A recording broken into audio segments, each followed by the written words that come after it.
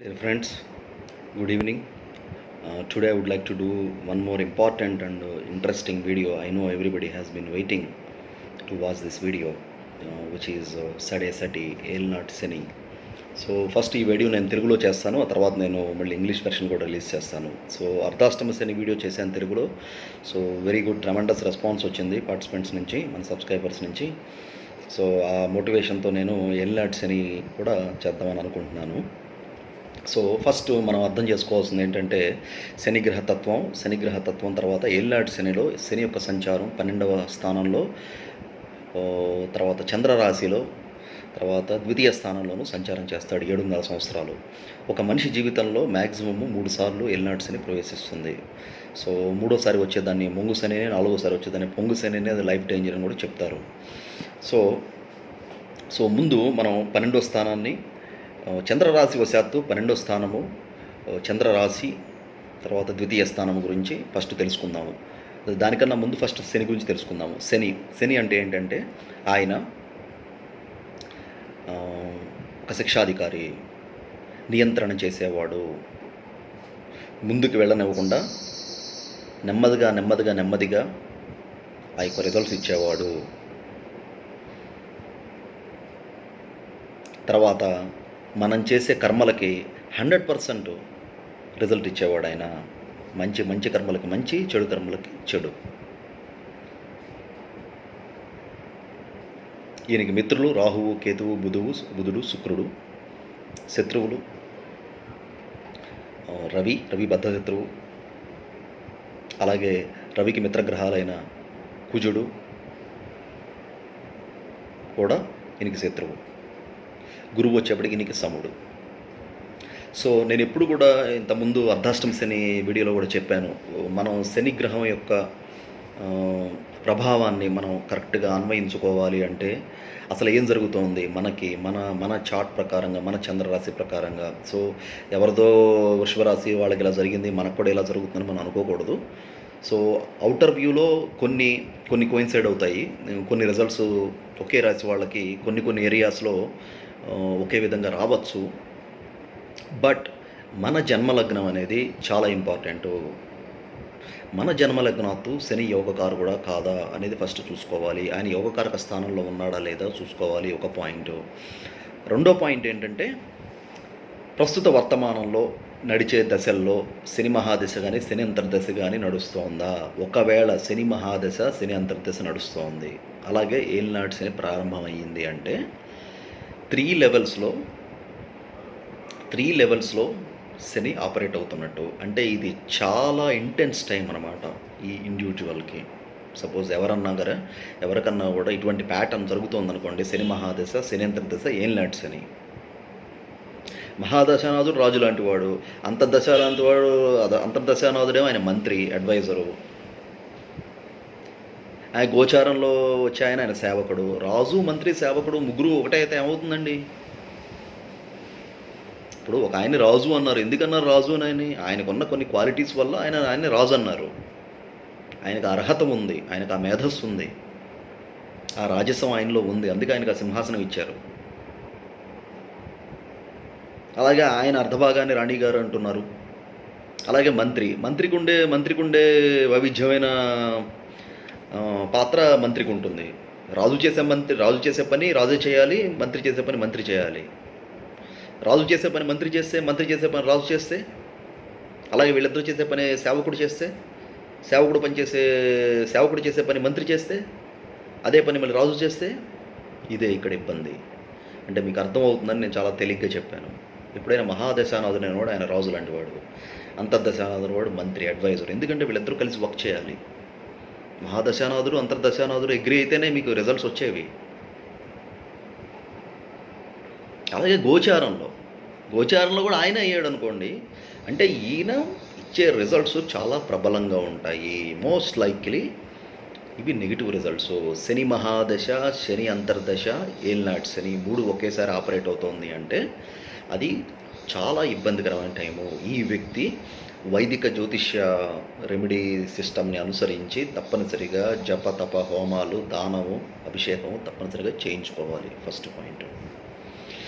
రెండో పాయింట్ ఏంటంటే, అవునండి మహాదశ శని అంతర్దశ శని కాదు, ఏలినాటి శని వచ్చింది అన్నప్పుడు శని మీద శని ఎక్కాడు అంటారు. అంటే అక్కడ మహాదశానాథుడు మెయిన్ ఎనర్జీ శని, గోచారనాథుడు వచ్చేప్పటికి ఆయన కూడా శని, ఎందుకంటే ఏలినాటి శనిలో ప్రవేశించారు. అప్పుడు కూడా ఆయన చాలా బలవంతుడు అవుతాడు రిజల్ట్స్ ఇవ్వడానికి. ఆయన గుడ్ రిజల్ట్స్ ఇస్తాడా, బ్యాడ్ రిజల్ట్స్ ఇస్తాడా అనేది మన జాతక చక్రంలో శని మనకి కారు కూడా కాదా అనే దాని మీద కూడా ఆధారపడి ఉంటుంది. అంతేకాకుండా ఎప్పుడు కూడా గ్రహాలే అన్నీ చేయవు, మన చేతుల్లో కూడా కొంత ఉంటుంది. సో మనం కొంత పాస్ట్ని, కొంత హిస్టరీని మనం క్రియేట్ చేసుకుని వచ్చాము ఈ ప్రపంచంలోకి. అలాగే మనకి గతం ఉంది. 10 సంవత్సరాల క్రితం, 5 సంవత్సరాల క్రితం మనం చేసిన కర్మలు ఉన్నాయి, డీడ్స్ ఉన్నాయి. అవి గుడ్ అయినా కావచ్చు, బ్యాడ్ అయినా కావచ్చు. వీటినన్నిటిని కూడా శని లెక్కేసుకుంటాడు. ఆ లెక్కేసుకుని దాని మీద బేస్ చేసుకుని రిజల్ట్ ఇస్తాడు ఆయన.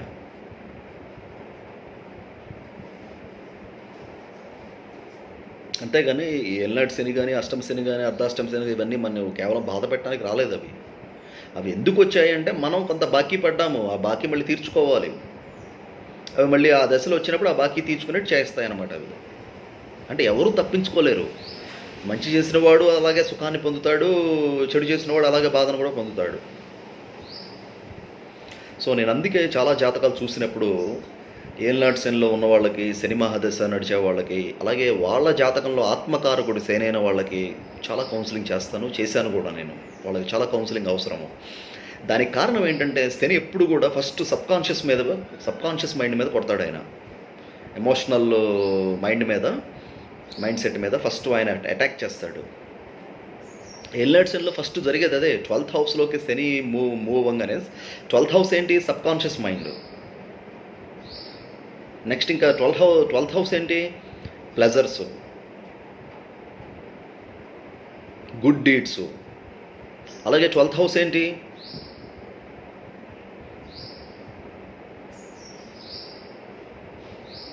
Jails, hidden things, recreation centres. Either physical are mental, long physical are mental sickness కూడా 12th హౌస్ని చూపిస్తుంది. అలాగే మన హిడెన్ ఎనిమీస్ని కూడా 12th హౌస్ చూపిస్తుంది.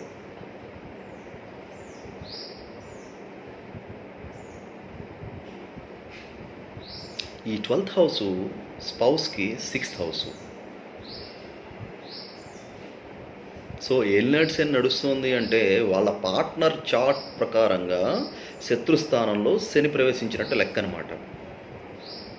50% ఆఫ్ కేసెస్లో ఆ పార్ట్నర్ శత్రువు అవుతాడు ఏలినాటి శని నడిచినప్పుడు. ఎందుకంటే వాళ్ళలో ఆ కాన్ఫ్లిక్ట్ వస్తుంది, వీళ్ళు మనం చెప్పిన మాట వింటలేదు, అందుకే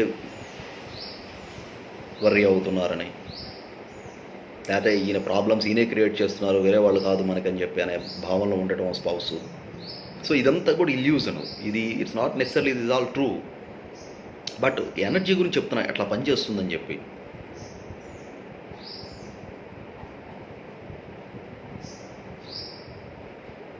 అలాగే ఈ 12th హౌస్ అనేది ఫాదర్ మదర్ని చూపిస్తుంది. ఫాదర్ మెటీరియల్ పొజిషన్స్ని, ఫాదర్ హౌస్ని చూపిస్తుంది. ఎందుకంటే it is 4th house from 9th house.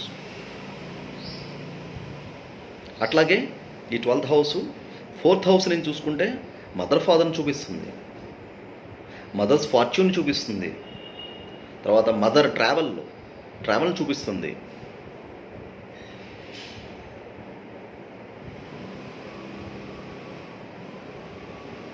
అలాగే ఎల్డర్ సిబ్లింగ్స్ యొక్క ఫ్యామిలీ స్టేటస్ని చూపిస్తుంది, వాళ్ళ ఫైనాన్షియల్ పొజిషన్, వాళ్ళ ప్రాబ్లమ్స్ గురించి చూపిస్తుంది 12th హౌస్. ఎందుకంటే it is 2nd house from 11th house.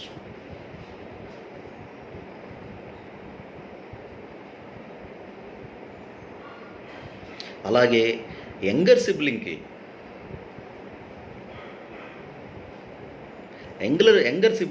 దశమాన్ని చూపిస్తుంది.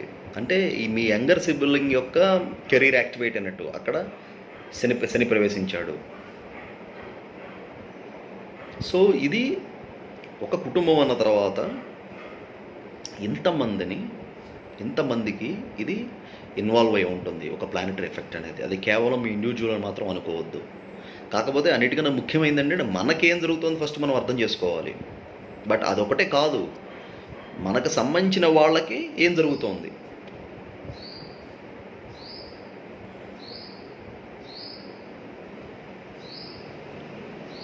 ఆల్సో 12th హౌస్ అంటే ఏంటి? 12th house is house of investments.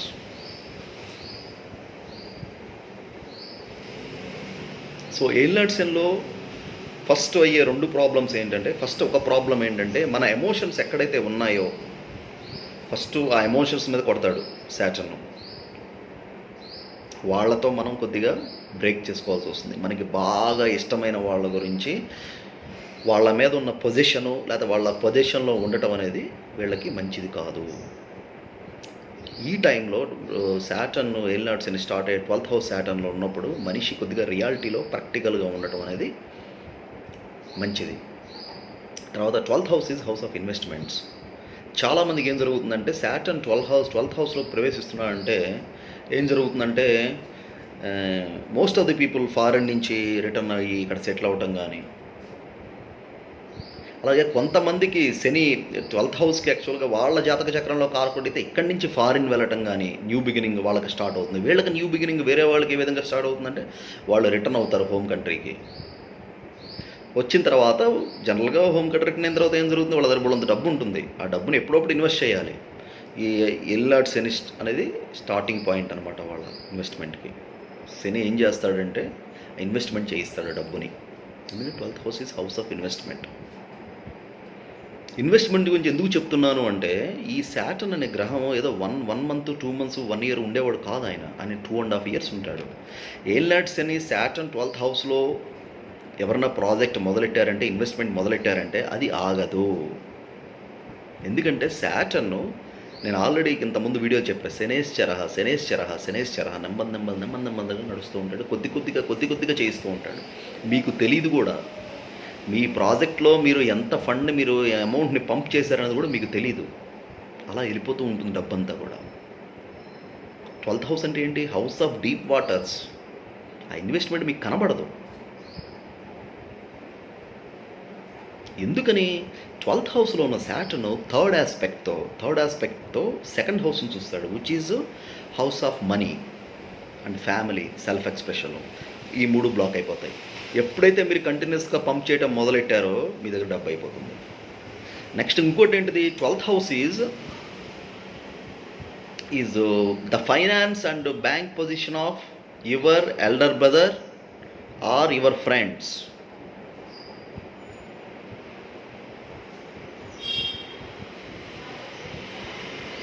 So అప్పుడు ఏం చేస్తారు? డబ్బు అయిపోతే ఫ్రెండ్స్ను లేకపోతే మన సిబ్లింగ్స్ దగ్గర వాళ్ళ దగ్గర ఉన్న డబ్బులతో ఇన్వెస్ట్ చేస్తారు.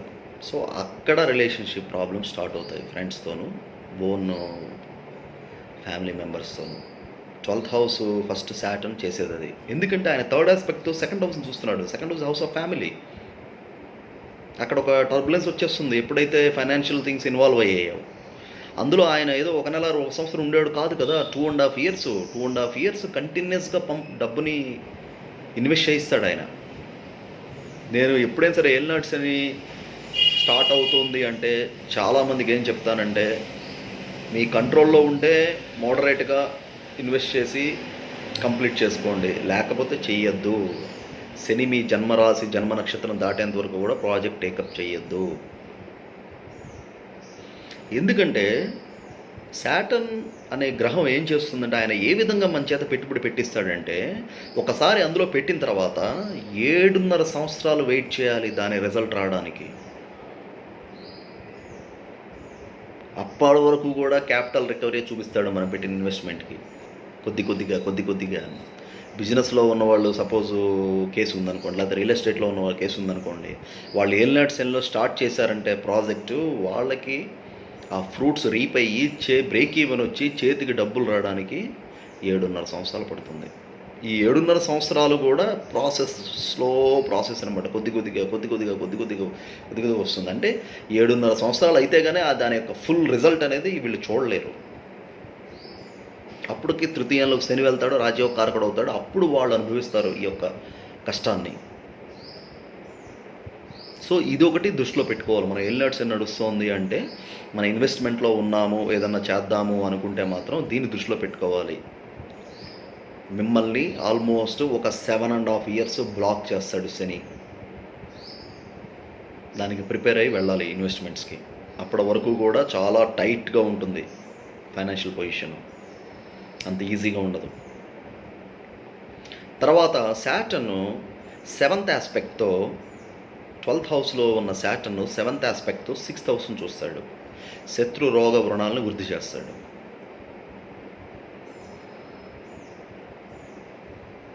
అంటే ఏదైనా అనారోగ్యం రావటం, అప్పు పెరగటం, శత్రువులు పెరగటం. మరి మరి మరి మనం ఇంత ఇన్వెస్ట్ చేసి ఇంత పెద్దది ఏదో చేస్తున్నామంటే మరి అందరి కళ్ళు పడతాయి కదా, అదే ఏడ్చేవాళ్ళు ఉంటారు రెడీగా. అలాగే 10th ఆస్పెక్ట్తో ఆయన 8th హౌస్ను చూస్తాడు. ఆయన 12th 12వ స్థానంలో ఉన్న శని, ఇల్నాడు శని, ఫస్ట్ ఫేజ్లో, ఫస్ట్ 2.5 ఇయర్స్లో జరిగేవి ఈ యాక్టివేట్ అయ్యే హౌసెస్ గురించి చెప్తున్నాను నేను.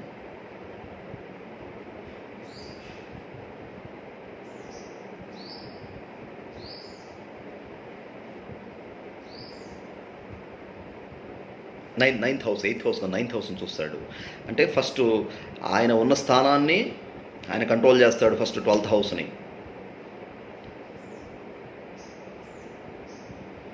శని ఎట్లాంటి గ్రహం అంటే ఆయన చాలా మొండి గ్రహం. ఆయన ఎన్ని గ్రహాలు అక్కడ ఇన్వాల్వ్ అయినా సరే ఆయన అనుకున్న పోర్ట్ఫోలియో, ఆయన టాస్క్ ఆయన కంప్లీట్ చేసేంత వరకు కూడా వేరే వాళ్ళకి రిజల్ట్స్ ఇచ్చే అవకాశం కూడా ఇవ్వడు ఆయన. అందుకే ఆయన 2.5 సంవత్సరాలు ఉంటాడు ఒక్కొక్క రాశిలో కూడా. పూర్తి న్యాయం చేస్తాడు ఆయన.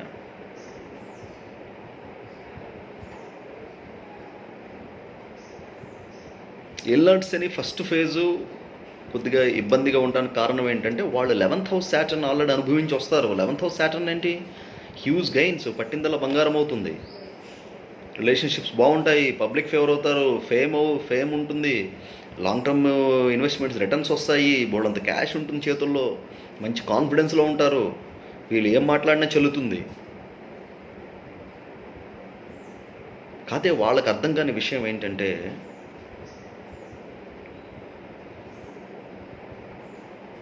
వాళ్ళు ఆ ఫేజ్ తర్వాత ఏలినాటి శనిలో ప్రవేశం అవుతున్నారు. ఆ ప్రిపేర్డ్నెస్ అనేది వాళ్ళలో రాదు.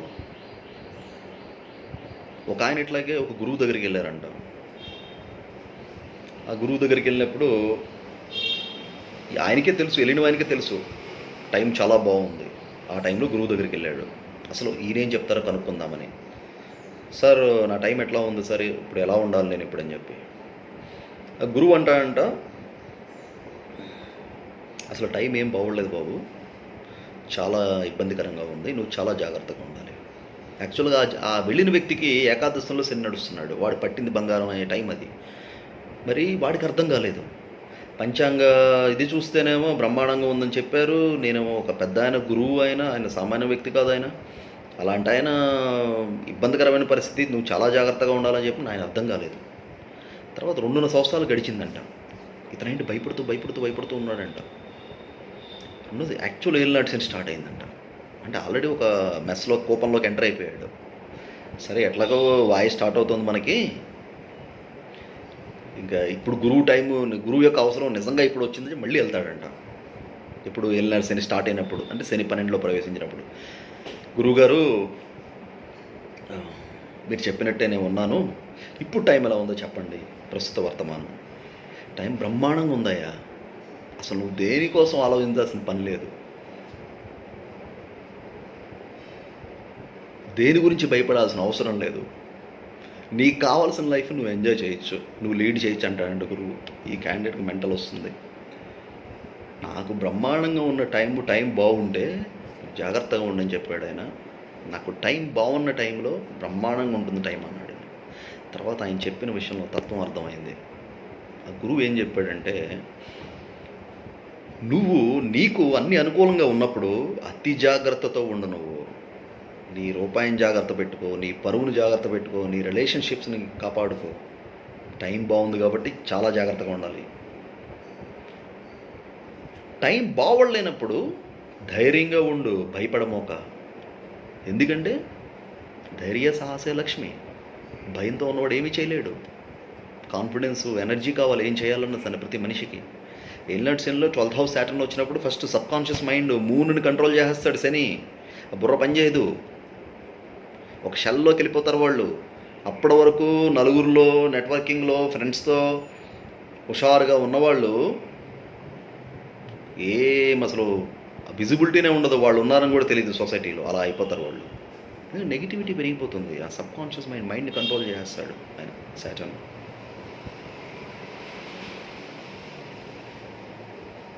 ఇన్వెస్ట్మెంట్స్లో ఇరుక్కుంటారు. ఎనీ ఇన్వెస్ట్మెంట్ ఇన్ ఏలినాటి శని 90% cases I haven't seen getting better returns, fruitful returns. ఆ ఇన్వెస్ట్మెంట్స్ అన్నీ కూడా చాలా పెయిన్ఫుల్గా ఉంటాయి. ఎందుకంటే దిస్ ఈజ్ స్టార్టింగ్ 7.5 years. ఎంత ఇన్వెస్ట్ చేస్తారు మీరు, ఎంత పంప్ చేస్తారు? ఫస్ట్ ఇనిషియల్ 2.5 years ఏలినాటి శనిలో 12th హౌస్ సాటర్న్ వచ్చేప్పటికి మొత్తం ఖాళీ అయిపోతుంది బ్యాంక్ అకౌంట్. శని రాశిలోకి ప్రవేశించేస్తాడు. సెకండ్ ఫేజ్ ఆఫ్ ఏలినాటి శని స్టార్ట్ అవుతుంది. దిగులు వచ్చేస్తుంది, ఆరోగ్యం, భార్య, ఇంట్లో కుటుంబం, కలత అన్నీ స్టార్ట్ అయిపోతాయి. పార్ట్నర్తో కాన్ఫ్లిక్ట్స్. సెకండ్ హౌస్ కొద్దిగా ఇబ్బంది. ఫస్ట్ హౌస్ అంటే చంద్రరాశిలోకి శని ప్రవేశించే టైము ఆ నెక్స్ట్ 7.5 years, నెక్స్ట్ 2.5 years అది కొద్దిగా ఇబ్బంది కలిగించే టైం అది.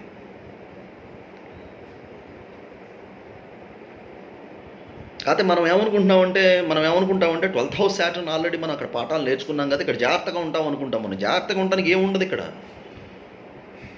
డబ్బు ఉండదు, పరువు ఉండదు. పరువు ఉండదంటే పరువు పోతుందని కాదు.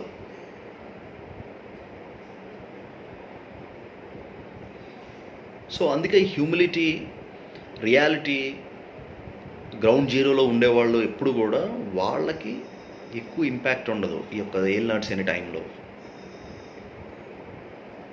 అలాగే ఈ ఏలినాటి శని టైం అనేది శని జీవనోపాయకారకుడు.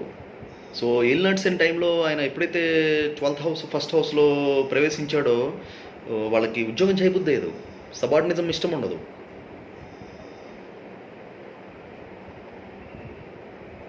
ఎందుకని ఇష్టం ఉండదు? 12th హౌస్లో ఉన్న శని 7th ఆస్పెక్ట్తో the house of subordinism 6th హౌస్ని చూస్తాడు, సర్వీస్ని, హౌస్ ఆఫ్ సర్వీస్ని. కారకే భావనాశన, కారకుడు ఆ భావాన్ని చూసినా, ఆ భావంలో ఉంటే ఎక్కువ ప్రభావం, భావాన్ని చూసినా కూడా ప్రభావమే. మనం ఏం చేస్తాంలే, ఇంకా ఉద్యోగం, మన దగ్గర ఎంత డబ్బు ఉంది, మనం ఇన్వెస్ట్ చేద్దాం, మనం దీన్ని మనం ఒక కెరీర్గా పెట్టుకుందామని ఒక అపోహలు దిగుతారు. దిగిన తర్వాత ఆ 2.5 సంవత్సరాలు తెలుస్తుంది వాళ్ళకి, they can't survive like A boss. They have to be subordinate, they have to work under someone. ఎందుకంటే ఆ టైంలో బాస్ అయితే వాయి తీసేస్తాడు శని. ఏలినాటి శని, అష్టమ శని, అర్ధాష్టమ శని అనేది బెస్ట్ టైమ్స్ ఒక బాస్ కింద, ఒక ఎంప్లాయీ కింద సర్వీస్లో ఉండటం అనేది. ఖాళీగా ఉన్నారా, లేకపోతే నేను బాస్ అవుతాను కూర్చున్నారా, వాళ్ళకి లాసెస్, ఇబ్బందులు, పరువు ప్రతిష్టలు ఇవి అన్నీ తీసుకొచ్చేస్తాడు శని. సో ఈ యొక్క జన్మరాశిలో ప్రవేశిస్తాడు. జన్మరాశిలోకి ప్రవేశించేప్పటికీ శని అనేది నేను ఆల్రెడీ చెప్పాను మీకు, ఆయన ఎక్కడ ఉంటే అక్కడ ఆ హౌస్ని బ్లాక్ చేస్తాడు.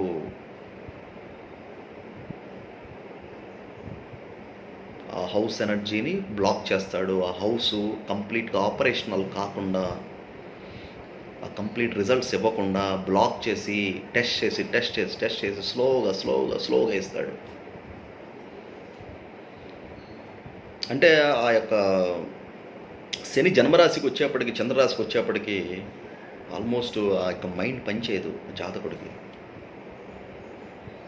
ఇది ఎవరికి నేను చెప్పేది అంటే, దానికి తగ్గ ప్రికాషన్స్,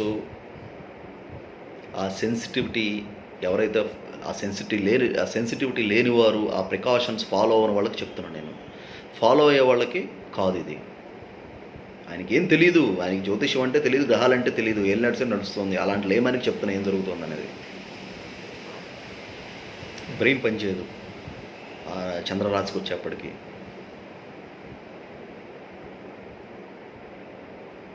ఎందుకంటే 12th హౌస్లో ఉన్నప్పుడు ఆయన సబ్కాన్షియస్ మైండ్ని, చంద్రుడిని కంట్రోల్ చేస్తున్నాడు. చంద్రరాశిలో ప్రవేశించినప్పుడు చంద్రుడిని, ఆయన యొక్క స్థానాన్ని కూడా కంట్రోల్ చేస్తాడు.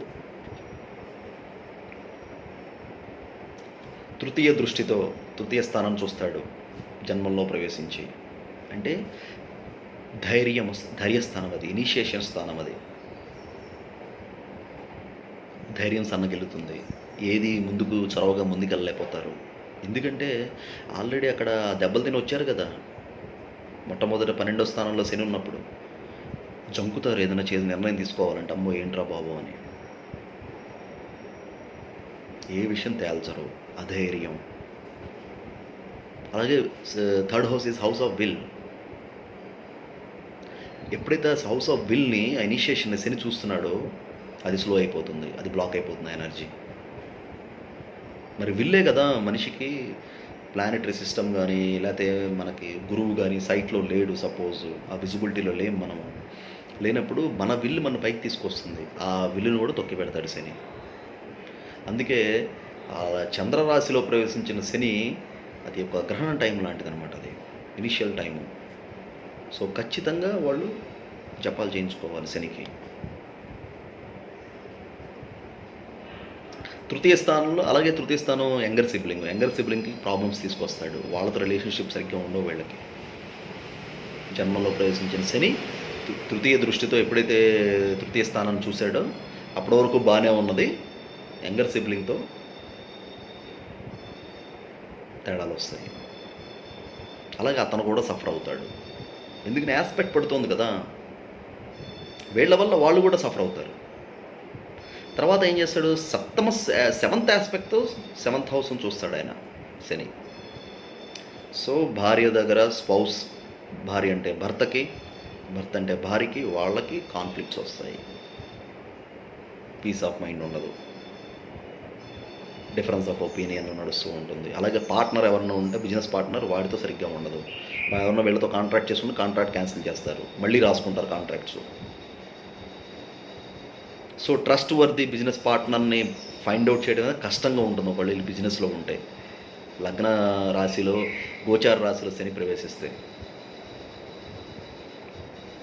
సో ఆయన థర్డ్ హౌస్ని చూస్తున్నాడని చెప్పాను. 7th ఆస్పెక్ట్తో డైరెక్ట్ 7th హౌస్ని చూస్తున్నాడు. అలాగే 10th ఆస్పెక్ట్స్తో కెరీర్ చూస్తాడు. సో ఈ పాయింట్ ఆఫ్ టైం రిలీజ్ అవుతాడు క్యాండిడేట్. అయ్యో మనం ఉద్యోగం పక్కన పెట్టామే, లేదా ఉద్యోగాన్ని మనం శ్రద్ధగా చేసుకోలేకపోయాము, వేరే డిస్ట్రాక్షన్స్ వల్ల, ఇన్వెస్ట్మెంట్స్ ఇవన్నీ ఉన్నాయి మనకి, శత్రువులతో వాళ్ళతో పోటాడమే మనకి సరిపోయింది, ఈ ప్రాజెక్ట్ కంప్లీట్ చేయడం సరిపోయింది, ఉద్యోగాన్ని మనం సరిగ్గా చూసుకోలేదు, మనకేమో ఇప్పుడు ఈరోజు ఉద్యోగం లేదు, లేకపోతే ఒకవేళ ఉద్యోగంలో ఉంటే మన రేటింగ్ బాగోలేదు, పెర్ఫార్మెన్స్ ఇష్యూస్ ఉన్నాయి, ఏంటో అని ఒక అనిశ్చితి అనేది స్టార్ట్ అయిపోతుంది. ఆ దశమ దృష్టి ఎప్పుడైతే దశమ స్థానంలో పడిందో, ఖాళీగా ఉన్నవాడు స్టార్ట్ చేస్తాడు ఉద్యోగం చూడటం అనేది. ఉద్యోగంలో ఉన్నవాడు ఉద్యోగం మారే ప్రయత్నం చేస్తాడు. ఎందుకంటే ఆయన దశమ దృష్టి శని చూడటం అంటే షేక్ చేస్తాడు ఆ ఏరియాని. అప్పుడు తర్వాత ఆల్రెడీ ఉద్యోగంలో ఉన్నవాళ్ళు నెమ్మదిగా రిలీజ్ అవుతారు. అరే బాబు ఇదేదో వర్కౌట్ అయ్యట్లేదు, నేను ఇంకడేదో చూసుకోవాలి అని. వాళ్ళు ప్రాజెక్ట్ మారటం, కంపెనీ మారటం ఖచ్చితం, లేకపోతే సఫర్ అవుతారు వాళ్ళు.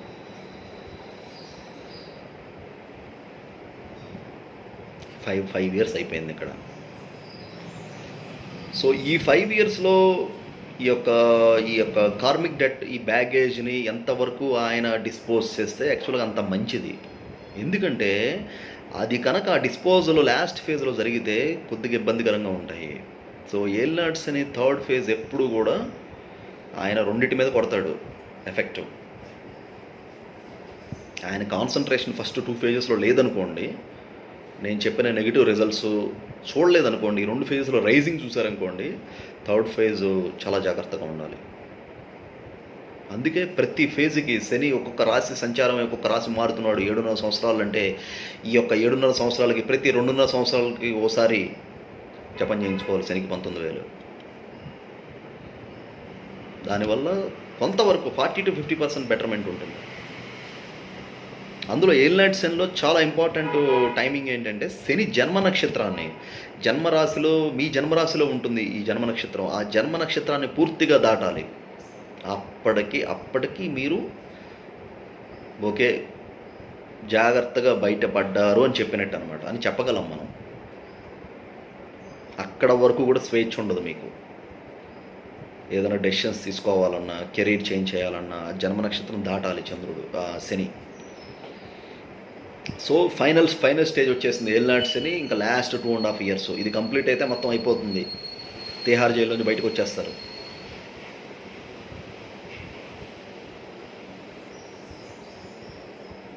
సో అంటే ఇదంతా కూడా ఇలా ఎంత పెయిన్ఫుల్గా ఉంటుందా అని చెప్పి భయపడాల్సిన అవసరం లేదు.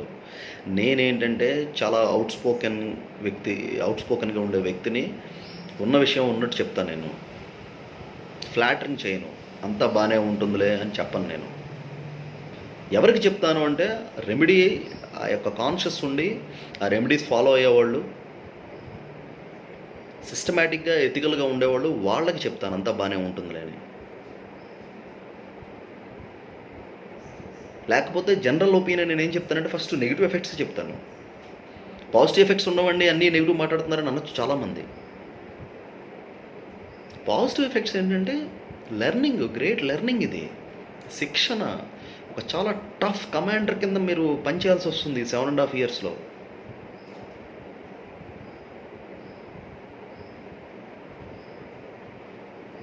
ఆ ట్రైనింగ్ అంత ఈజీ కాదు, మిలిటరీ ట్రైనింగ్ అది.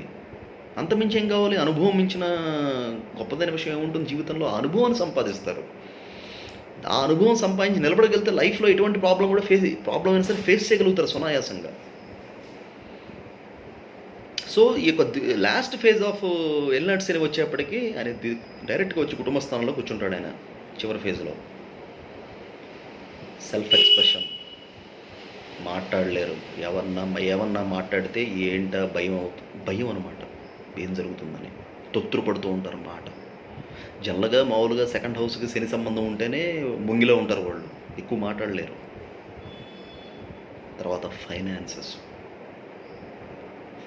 మీద కొడతాడు ఆయన. ఈ వ్యక్తి ఎంత మైజరో ఎంత పిసినారో అంత వేస్ట్ చేయిస్తాడు ఆ వ్యక్తి చేత.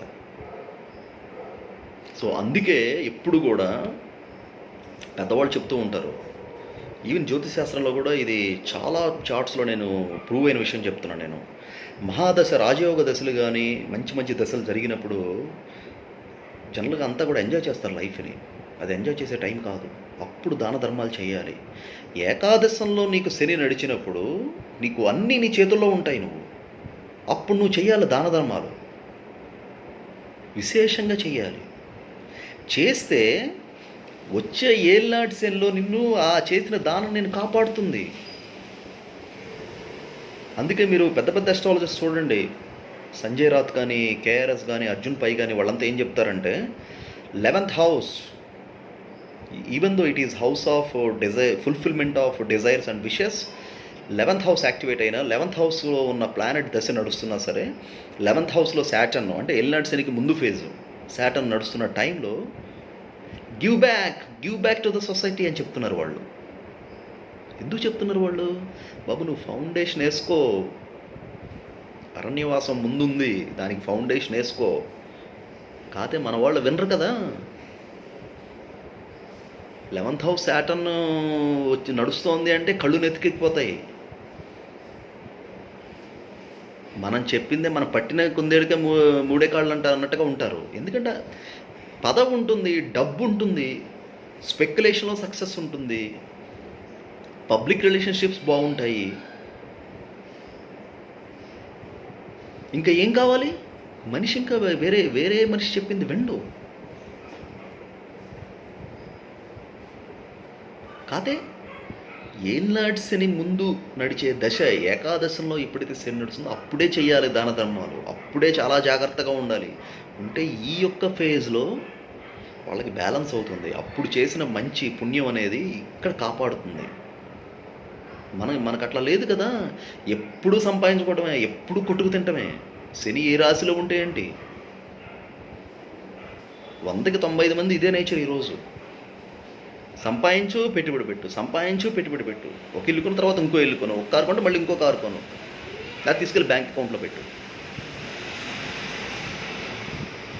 నేను ఇంత దానం చేశానని కానీ, ఇంత దానం చేయాలని కానీ, ఇన్ని హోమాలు చేశానని కానీ, నేను ధార్మికంగా బతుకుతున్నాను కానీ ఎవరన్నా చెప్తారా? చూడండి, ఎవ్వరికీ ఉండదు. అది శని ఎక్కడన్నా సరే వీళ్ళు మారరు. అలాంటి వాళ్ళకి ఇంకా పెయిన్ఫుల్ టైము. ఇంకా మా బోటి ఆస్ట్రాలజర్స్కి కొంతమంది కనెక్ట్ అయ్యి అడుగుతారు, రెమెడీస్ గైడెన్స్ అడుగుతారు. మేము చెప్తున్నాం కాబట్టి కొంతవరకు బయటపడతారు వాళ్ళు. కాకపోతే ఇది ఒక లైఫ్ స్టైల్లో ఉండాలి. ఏదో గ్రహం పాపగ్రహ దశ వచ్చింది, ఏలినాడ్సన్ వచ్చింది, మనం ఇప్పుడు దానం చేద్దాము, గోవుకు అన్నం పెడదాము, ఆహారం పెడదాము అని అప్పుడు మొదలెడితే రాదు. అది నీ లైఫ్ స్టైల్లో మొదటి నుంచి ఉందనుకోండి, అప్పుడు నీకు ఆ శక్తి నీకు బ్లెస్ చేస్తుంది నిన్ను. కాకపోతే నువ్వు అవసరానికి పట్టుకున్నావు అనుకో దాన్ని, అది అంతవరకే ఇస్తుంది. నేను అందుకే ఎప్పుడు చెప్తాను నా క్లయింట్స్, నా కస్టమర్స్, నా దగ్గరికి వచ్చిన వాళ్ళకి, మీ లైఫ్ స్టైల్లో ఉండాలి దానం ధర్మం అనేది. ఏదో ప్రాబ్లం వచ్చినప్పుడు చేయటం కాదు, మన ప్రాబ్లం వచ్చినప్పుడు జపాలు చేయించడం కాదు, ముందు నుంచే ఉండాలి మన లైఫ్ స్టైల్లో. ఆ శనికి సంబంధించిన ఉపాసన చేసుకోవటం, రోజు ధార్మికంగా ఉండటం, మన సంపాదించే దాంట్లో 4 రూపాయలు లేని వాళ్ళకి పెట్టడం, లేని వాళ్ళని చూడటం, తమ్ముడైనా కావచ్చు, అక్కైనా కావచ్చు, భార్య అయినా కావచ్చు, భార్య వైపు అత్తమామలు కావచ్చు, ఎవరైనా కావచ్చు, లేకపోతే మన నైబర్హుడ్లో ఉన్న వాళ్ళు కావచ్చు, పేదవాళ్ళు, దాన్ని పంచండి. ఎంత చేస్తే అంత మంచిది.